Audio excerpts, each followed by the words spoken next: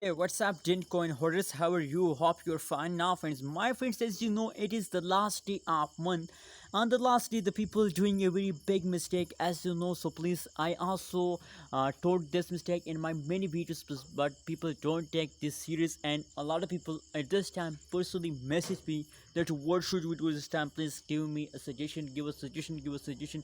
So as you know, I can't reply everyone personally. So that's why I decided to make a video once again.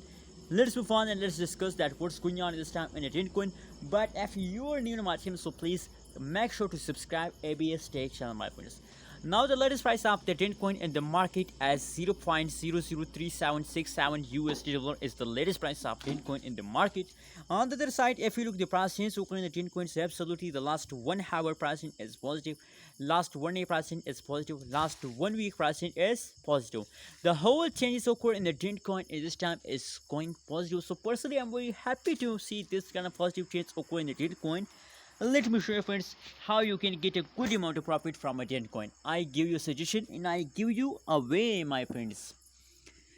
Now that is the last 3 days price chart of the Dentcoin. You can see here on the screen the last 1 day first down take a jump, second day and third day they take a jump.